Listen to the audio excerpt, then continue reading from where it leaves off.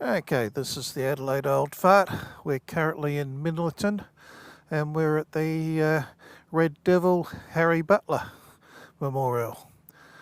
Captain Harry Butler was born here near Minlaton in 1889, and once World War One broke out, he enlisted in the Australian Flying School and paid his own way to England to enlist in the Royal Flying Corps, and rapidly became an ace, one of the top aces from the British side.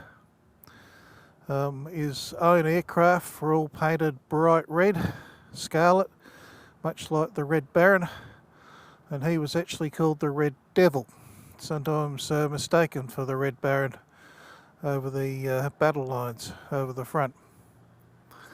When the war ended, he returned home to South Australia with an Avro 504K biplane and the Red Devil, which we're about to see in a minute.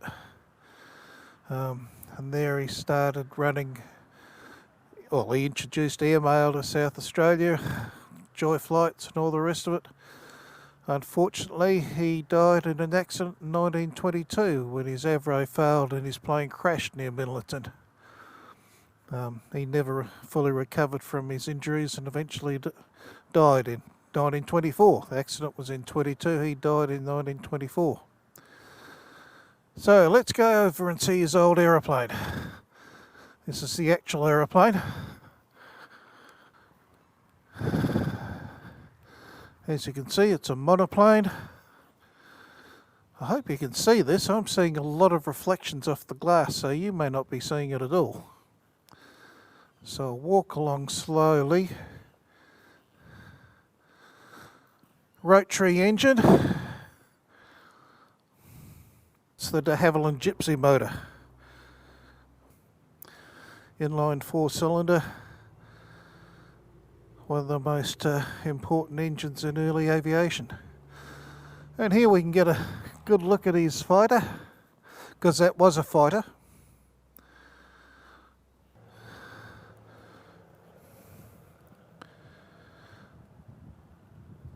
Anyway, you can see all the struts and wires which would have slowed it down. Looking at that, it's a flat bottom wing too, so no inverted capability. Aerodynamics was pretty crude in those days. A couple of models. Here we are. It's a Mark 1c Bristol monoplane, military monoplane. Single seat shoulder wing fighter monoplane. Hey. 110 horsepower Larone 9-cylinder air-cooled rotary radial. It would have been a pig. One synchronised Vickers machine gun on top. Top speed 209 kilometres an hour.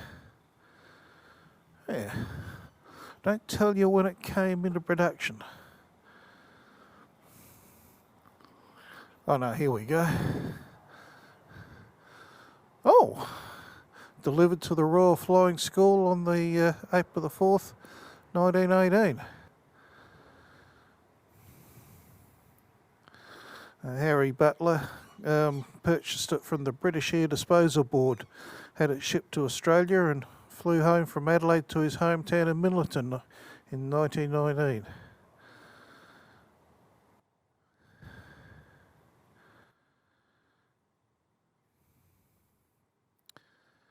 Yeah, that de Havilland Gypsy on the other that I showed you earlier was actually fitted by the bloke who bought it after him in 1931.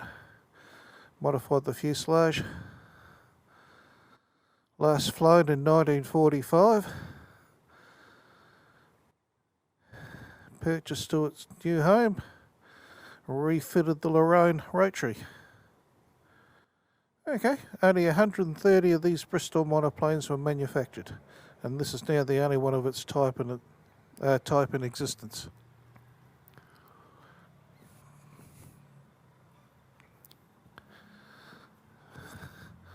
I'm hoping you're seeing things through my reflection in the window.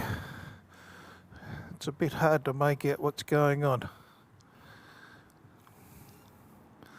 Now if you'll bear with me, I'll just totter across to the statue and the memorial of Harry.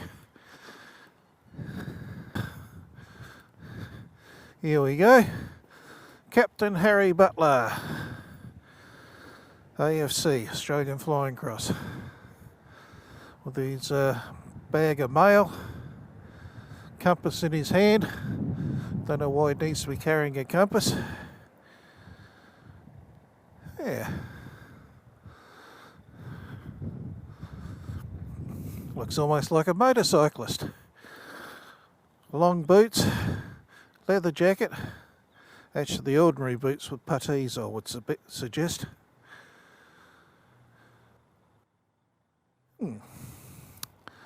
And all the people who've donated over the years, you can see there they've bought stones and put up plaques and things. And there we are, the current Captain Harry Butler AFC Memorial. And his Bristol monoplane, the Red Devil.